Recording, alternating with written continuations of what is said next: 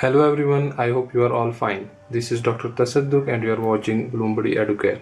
This section is chemistry and today's topic is electronic configuration. I urge you all to subscribe to get the latest uploaded content.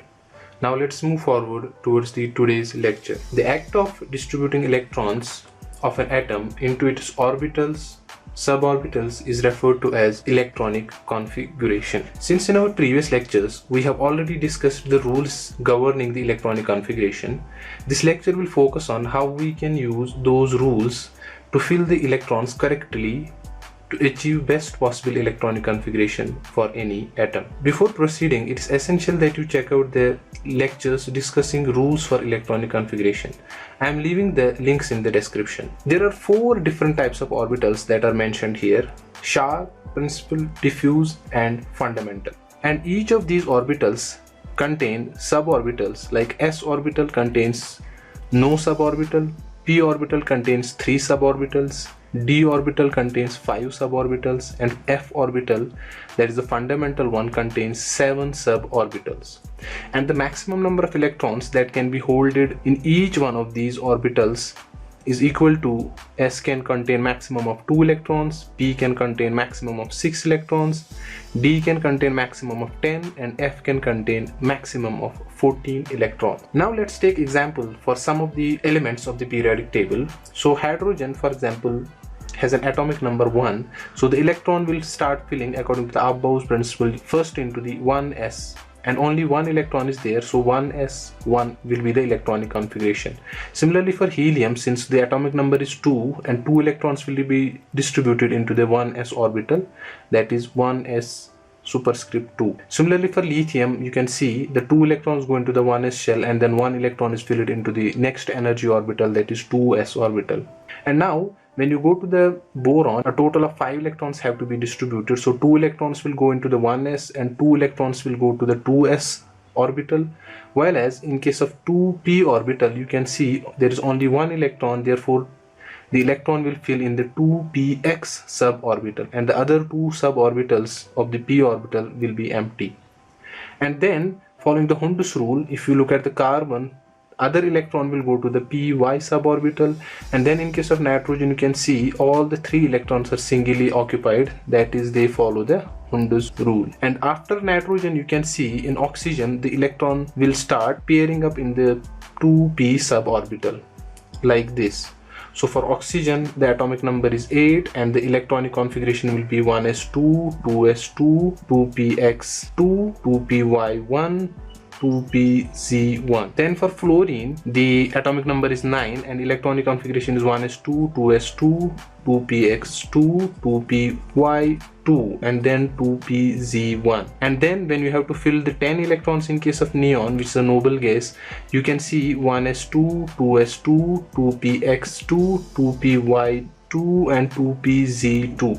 that is in case of neon, which is the second element. In case of the noble gases, the p orbital is completely filled. You can also say that there are 2 electrons in the first shell and then 8 electrons, 2 plus 2 plus 2 plus 2, that is a total of 8 electrons are in the valence shell. That completes the octet for this neon. Now since for neon we have already shown that 2 and then 8 electrons, that's the complete octet is there. The elements that come after, for example sodium, which has an atomic number of 11, so when you have to distribute 11 electrons, you can directly use the configuration of neon, that is you can write it as neon, that is this configuration is already covered by writing this neon in the brackets, and then the extra electron that is there, that will go to the 3s orbital and only 1 electron will be filled, because according to Aufbau's principle 1s, 2s, 2p and then 3s will be filled. You can do same for other elements also. And now let's take some of the examples where we have some exception. Some of the elements have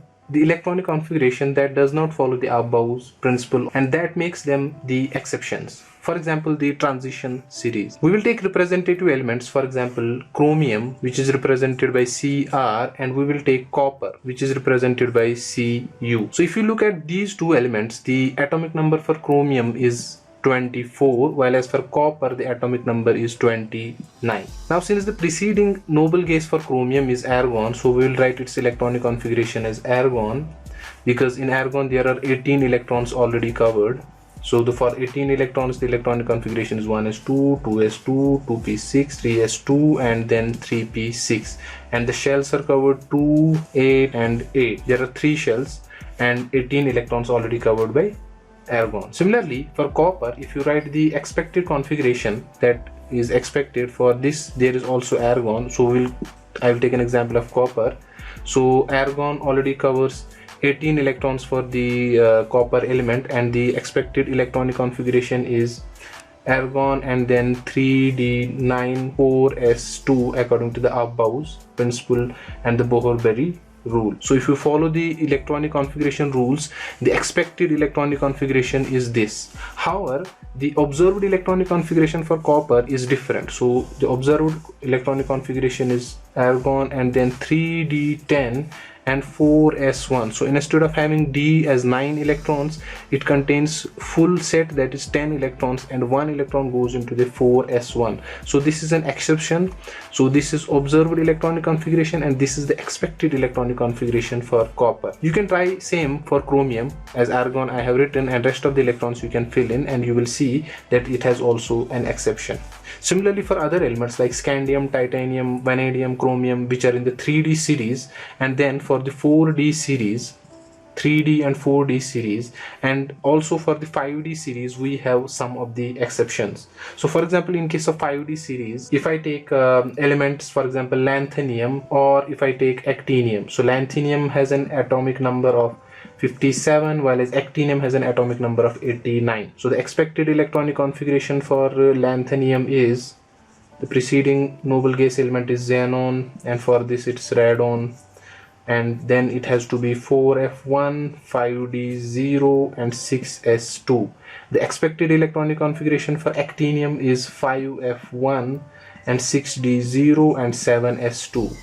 So if we follow the rules, this electronic configuration should be there. However, the observed electronic configurations are different for these 5D and 6D series elements. And what are the observed electronic configurations? The observed electronic configuration for lanthanum having an atomic number of 57 is again xenon, and then instead of 4f having 1, it is having 4f0, 5d1, and 6s2. So this is the observed electronic configuration. Similarly, for actinium, if you see, the electronic configuration is radon, and then 5f again has 0, and 6d1, and 7s2. So these are the observed electronic configuration for these element. You must also try it for the other elements. I hope that I made things simpler enough to be understood. If you have any confusion regarding the electronic configurations, please let me know in the comment section. If you want me to do electronic configuration of any other element for you or explain that, then please drop a comment. Until next lecture, take care of yourself. Bye.